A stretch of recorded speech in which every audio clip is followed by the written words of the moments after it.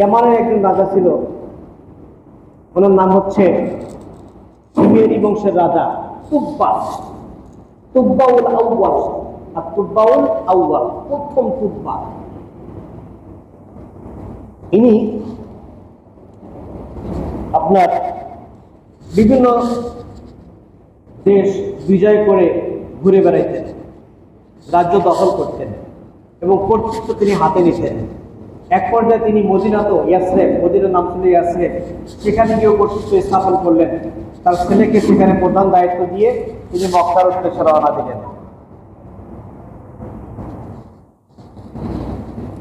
তার সম্পর্কে বর্ণনা আসছে কিতাবের মধ্যে যে হুনাকা মালিকুন মিন মুলুকিল ইয়ামান, ইয়ামানের বাদশার মধ্যে তিনি একজন ছিলেন বাদশা, ইউদআ তুব্বা, তাকে তুব্বা নামে ডাকা হয়।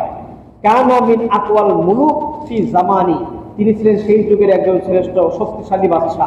ওয়ায়ুরাফু বিশুজা ওয়াল আজমা, তার বীরত্ব এবং তার বরত্ব এটা পরিচিত ছিল দেশে দেশে। ফাকাদ হাকামা বিলাদান ওয়াসিয়া, তিনি বিশাল রাজ্য একাই পরিচালনা করতেন।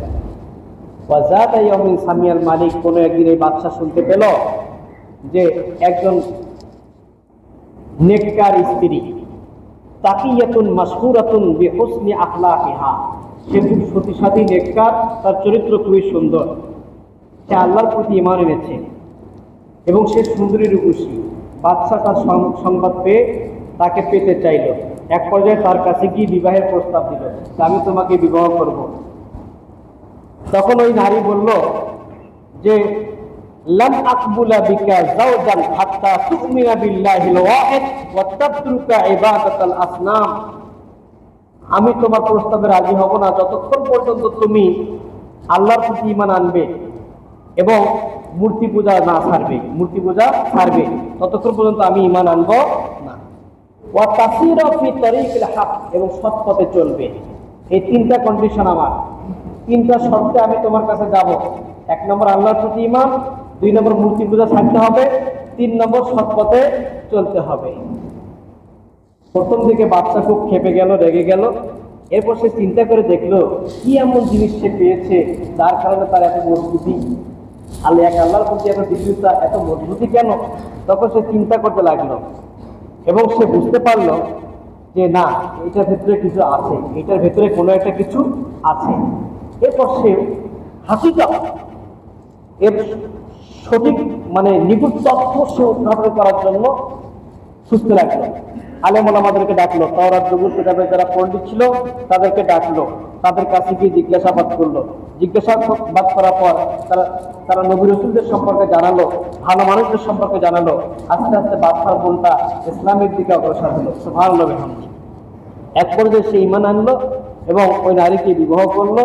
এবং এই বাদশা তুব্বা সে বিভিন্ন দেশ জয় করার পর মক্কার দিকে যখন রওনা দিয়েছে, ঝড় তুফানের কবলে পড়ে গেল। এবং সে মনে মনে ভাবতে লাগলো, আহা, পৃথিবীর বিভিন্ন রাষ্ট্রে গিয়েছি, বিভিন্ন রাজ্যে গিয়েছি, সেখানকার মানুষেরা আমাকে সম্মান করেছে, কদর করেছে, কিন্তু এই মক্কার লোকেরা কেউ আমাকে কদর করে না, সবাই একটা ঘরকে সম্মান করে, সেটা কাবা শরীফ। উনি মনে মনে নিয়ত করেছেন, না, এগুলো সব ধ্বংস করে ফেলবো। কিন্তু কাবায় বুঝতে পারলেন না, তার আগে বিপদের মধ্যে পড়ে গেলেন, ঝড় তুফানের মধ্যে পড়ে গেলেন। তখন তার সাথে যে ইহুদি আলেমরা, কি বলে, তাওরাতের যে আলেমরা ছিল তাদেরকে ডাকলেন এবং জিজ্ঞাসাবাদ করলেন, জানতে চাইলেন, তোমরা একটু গবেষণা করে দেখো তো কেন আমাদের অবস্থা হলো, আমরা কাবায় ঢুকতে পারছি না, পৌঁছতে পারছি না, কারণটা কি? তা আপনি কোনো খারাপ মন্তব্য করেছেন নাকি? হ্যাঁ, আমি তাকে ধ্বংস করার এরাদা করেছি। আপনি মন্তব্য পাল্টান, ঘোরান। এখানকার মানুষ শুধু এই কাবা ঘরকেই সম্মান করবে, কারণ এটা আল্লাহর ঘর। আস্তে আস্তে তারা বিভিন্ন বিষয় নিয়ে তার সামনে আলোচনা করলো, তার মনটা প্রশস্ত হলো এবং তিনি কাবার ইবাদতবন্দি করবেন এবং মক্কাবাসী যারা তাদের মেহমানদারি করবেন এই নিয়ত করলেন। আগে করছিলেন ধ্বংস করবেন, এখন তিনি মক্কাবাসীর মেহমানদারি করার জন্য নিয়ত করলেন। 3 রাত 3 দিন তাদেরকে তিনি মেহমানদারি করালেন। এবং ইনি সেই তুব্বা, তুব্বা যার কথা পবিত্র কোরআন কারীমের 2 জায়গায় আসছে।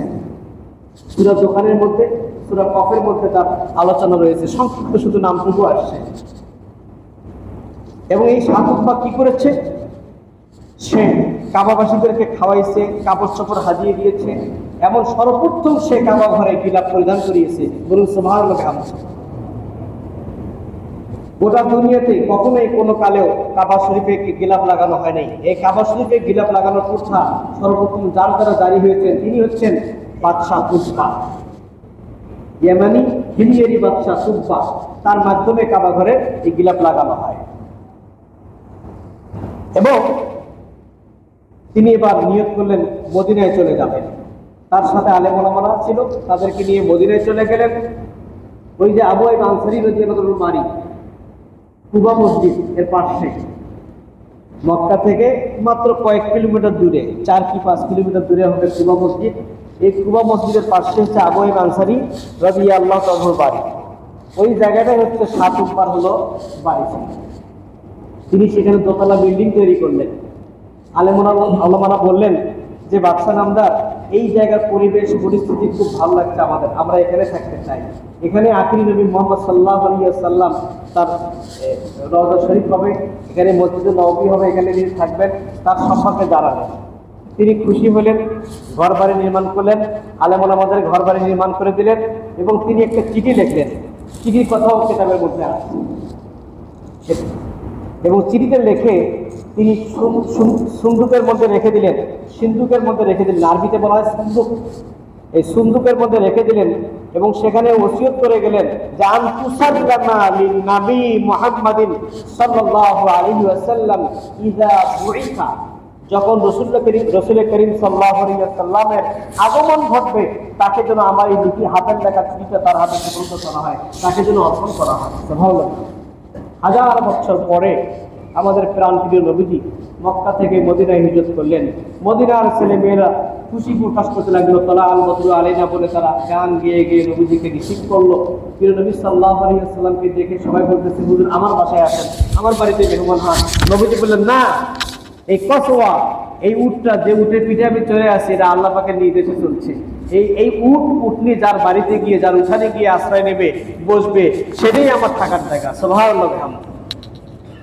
সবাই তাকিয়ে রয়েছে যে এই কসওয়া উট কোথায় গিয়ে থামে।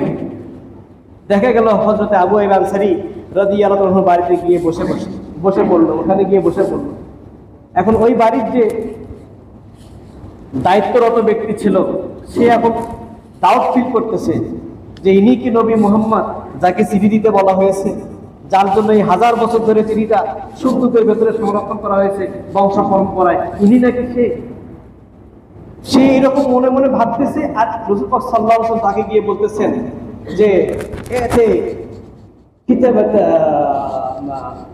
মালিক সুব্বা, সাতুব্বা চিঠি কই, চিঠিটা দাও। সুবহানাল্লাহ বিহামদি। নবীজি তাকে গিয়ে বলতে, সাতুব্বা চিঠি দাও। সন্দেহ আরো সন্দেহ থাকে এবং নবীজি চিঠিটা হাতে নিয়ে চিঠিটা পড়লেন। চিঠিতে লেখা ছিল, আমানতু বিকা ইয়া রাসূলুল্লাহ, হে আল্লাহর রাসূল, আমি আপনার প্রতি ঈমান আনিয়েছি। ওয়া সাদ্দাকতুকা, আপনাকে সত্য বলে আমি স্বীকার করে নিয়েছি। ওয়া আনা আলা দীনিকা, আমি আপনার দ্বীনের উপর রয়েছি। ওয়া ক্বাবলুকা, আপনার পূর্বে, আপনার আগমনের পূর্বে আমি আপনার দ্বীনকে গ্রহণ করেছি, আপনার প্রতি আমি ঈমান এনেছি। ফাইন আদরাকতুকা, যদি আমি আপনাকে পাইতাম, আপনার যুগ যদি পাইতাম, কুনতু আউয়ালু মান ইউমিনু বিকা ওয়া ইয়াত্তাবিউকা, আমি হতাম প্রথম সেই ব্যক্তি যে আপনার প্রতি ঈমান আনতো এবং আপনার অনুসরণ করত। সুবহানাল্লাহ। এই চিঠি পড়ার পর প্রিয় নবী সাল্লাল্লাহু আলাইহি ওয়াসাল্লাম সাহাবীদেরকে বললেন যে লা তাসুব্বু তুব্বা, তোমরা তুব্বাকে গালি দিও না, লিআন্নাহু ক্বাদ আসলামা, কারণ সে আগেই ইসলাম ধর্ম গ্রহণ করেছে। এই যে ঘটনাগুলো নবীজির আগমনের পূর্বে এগুলো ঘটছে কি ঘটে নাই? সবগুলো আজিবাজি ঘটনা না? তাহলে নবীজির আগমনটা কত গুরুত্বপূর্ণ বিষয়। এটাকে নিয়েও আজকে দেশে ব্যঙ্গ করা হয়, মানে একটা ফেরকাবাজি তৈরি করতে পারলেই মনে হয় মুসলিম যখন মানুষ বেঁচে যায়। এখানে কি ফেরকাবাজি আপনি করবেন? কি দরকার ভাই? নবীজি রাহমাতুল লিল আলামিন, এতে কোনো সন্দেহ আছে? নবীজির আগমনের আগে যে সব কিছু ঘটেছে তাতে কোনো সন্দেহ ছিল? কোনো সন্দেহ নাই। অতএব তার আগমনটা এটা আমাদের জন্য রহমতের কারণ, এটা আমাদের রহমত প্রাপ্তির একটা মাধ্যম। আমরা তার মাধ্যমে রহমত পেয়েছি, কাজেই তার শুকরিয়া আদায় করতে হবে। নিয়ামত পেয়ে নিয়ামতের শুকরিয়া আদায় কিভাবে করতে হয়? হাদিসের ভাষায় নবীজি বলেছেন, তোমরা তোমরা নিয়ামতের শুকরিয়া আদায় করো, তোমরা তাহাদ্দুসু বিনিমাতিল্লাহ, তোমরা আল্লাহ পাকের নিয়ামতকে নিয়ে আলোচনা করো। আল্লাহ পাকের নিয়ামত আত-তাহাদ্দুসু বিনিমাতিল্লাহি শুকরুন ওয়া তারকুহা কুফরুন, মুসনাদে আহমদের হাদিস। নিয়ামতকে পেয়ে সেই নিয়ামত নিয়ে আলোচনা করা এটা হচ্ছে শুকরিয়া, আর আলোচনা না করা এটা হচ্ছে নিয়ামতকে অস্বীকার করা, এটা অকৃতজ্ঞতা। আমরা কি অকৃতজ্ঞ উম্মত? কাজী রবিউল আউয়াল মাস, নবীজির আগমনের মাস, নবীজি কিভাবে পৃথিবীতে আগমন করলেন, তিনি আমাদের জন্য মস্ত বড় নিয়ামত, তাকে নিয়ে চর্চা করা, তাকে নিয়ে আলোচনা করা, তার গুণকীর্তন করা, তার বিভিন্ন জীবনের দিক নিয়ে আলোচনা করা মুসলিম উম্মাহর জন্য এটা একটা বড় ধরনের একটা নিয়ামতের বিষয়, নিয়ামতের বহিঃপ্রকাশ। এটা ভুলে থাকলে চলবে না। সম্মানিত হাজিরিন, আসাইসুল কুবরা কিতাবের মধ্যে ইমাম দামাসুল সুয়ুতী রাহমাতুল্লাহ লিখেছেন, নবীজি যে বছরে আগমন করেন পৃথিবীতে, ওই পুরো 1 বছর ধরে গোটা পৃথিবীতে যত মা বোনের প্রেগনেন্ট হয়েছিলেন, তাদের পেটের বাচ্চা নবীজির সম্মানে, নবীজির বিরাদতের সম্মানে, নবীজির আগমনের সম্মানে আল্লাহ পাক রব্বুল আমিন ওই সারা বছরে মায়ের পেটের সন্তানগুলোকে ছেলে সন্তানে পরিণত করে দিয়েছে। সুবহানাল্লাহ। তাহলে এটাকে কি মনে করেন আপনারা? কাজেই নবীজির সেই আগমনের মাস, মাহে রবিউল আউয়াল মাস, একটা নিয়ামত। নবীজিকে নিয়ে চর্চা করবো আমরা, নবীজির সুন্নত তরিকা মোতাবেক আমল করব। আল্লাহ রাব্বুল আলামিন যেন আমাদেরকে সকলকে তৌফিক দান করেন, সকলকে যেন প্রিয় নবী সাল্লাল্লাহু আলাইহি ওয়াসাল্লামের জীবন বৃত্তান্ত মোতাবেক জীবন আদর্শগুলো গ্রহণ করে তৌফিক দান করেন। আমরা যেন তার আদর্শে আদর্শবান হতে পারি, কারণ তার আদর্শের মাঝে রয়েছে উসওয়াতুন হাসানা, তার জীবনের মধ্যে রয়েছে উসওয়াতুন হাসানা, উত্তম আদর্শ। সেই উত্তম আদর্শ যদি আমরা গ্রহণ করতে পারি তাহলে আমরা উত্তম মানুষ। নবীজি একজন স্বামী হিসেবে, একজন যুবক হিসেবে, একজন শিশু হিসেবে, একজন বৃদ্ধ প্রবীণ হিসেবে, একজন রাষ্ট্রনায়ক হিসেবে, এক কথায় জীবনের সর্বক্ষেত্রে নবীজির আদর্শ যদি আমরা অনুসরণ করি, আমরা সেখানে উত্তম আদর্শ খুঁজে পাবো, সেখানে আমরা উত্তম মানুষ হতে পারবো। আল্লাহ সুবহানাহু ওয়া তাআলা আমাদের সকলকে তৌফিক দান করেন, সকলে বলে আমিন।